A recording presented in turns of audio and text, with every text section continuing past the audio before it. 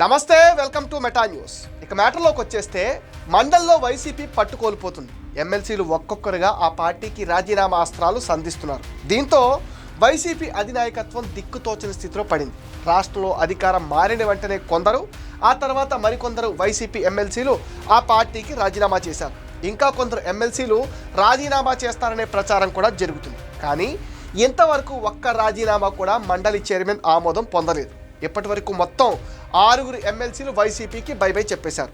జయమంగళం వెంకటరమణ, బల్లి కళ్యాణ్ చక్రవర్తి, మర్రి రాజశేఖర్, కర్రి పద్మశ్రీ, పోతుల సునీత రాజీనామా చేశారు.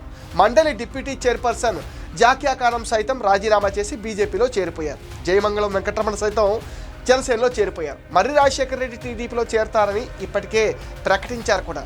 మిగతా ఎమ్మెల్సీలు కూడా కూటమి పార్టీలో చేరే ప్రయత్నాల్లో ఉన్నారు. అయితే తమ రాజీనామాలు ఆమోదించమని ఎన్నిసార్లు మండలి చైర్మన్ను వేడుకున్నా ఫలితం అయితే దక్కటం లేదు. అసెంబ్లీ ఎన్నికల్లో వైసీపీ ఘోర పరాజయం పాలైంది. కేవలం 11 సీట్లకే పరిమితమైంది.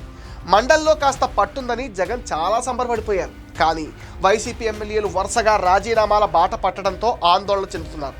రాజీనామాలు ఆమోదిస్తే కౌన్సిల్లో వైసీపీ కల్లాస్ అవుతుందని భయపడుతున్నారు. గత 5 ఏళ్లలో ప్రజాప్రతినిధులకు జగన్ కనీసం అపాయింట్మెంట్ కూడా దక్కలేదు.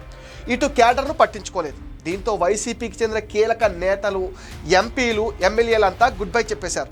ఎంపీలు రాజీనామాలు చేయటం, వెంటనే దాన్ని ఆమోదించడం, అందులో కొందరు మళ్ళీ తిరిగి ఎంపీలుగా ఎన్నిక కావటం కూడా జరిగిపోయింది. కానీ ఎమ్మెల్సీల రాజీనామాలకు మాత్రం మోక్షం లభించటం లేదు.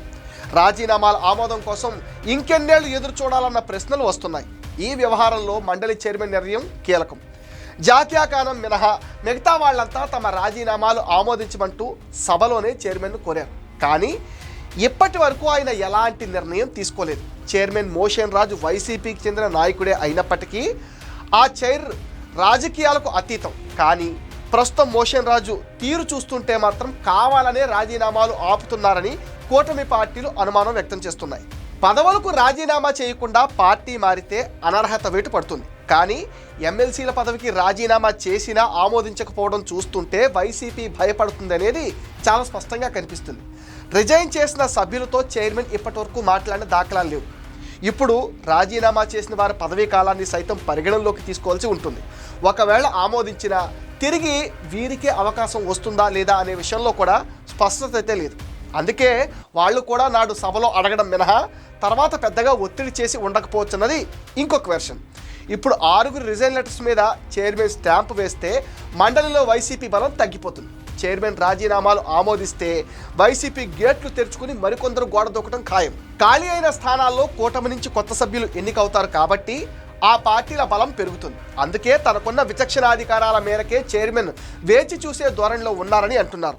మొత్తం మీద ఎమ్మెల్సీల రాజీనామాలు, వాటి ఆమోదం ఏపీ పాలిటిక్స్లో కొత్త చర్చకు దారి తీస్తున్నాయి. ఇది మెటా న్యూస్ అప్డేట్. ఈ వీడియో పైన మీ విలువైన ఒపీనియన్ని కామెంట్ సెక్షన్లో పోస్ట్ చేయండి. మీరు ఇచ్చే కామెంట్స్తో మరిన్ని ఇంట్రెస్టింగ్ వీడియోస్ మీకు అందిస్తాం. అండ్ మీరేం చేయాలో మీకు తెలుసుగా. ఈ వీడియోస్ లైక్ చేయండి, షేర్ చేయండి, మెటా న్యూస్ని సపోర్ట్ చేయండి, సబ్స్క్రైబ్ చేసేయండి.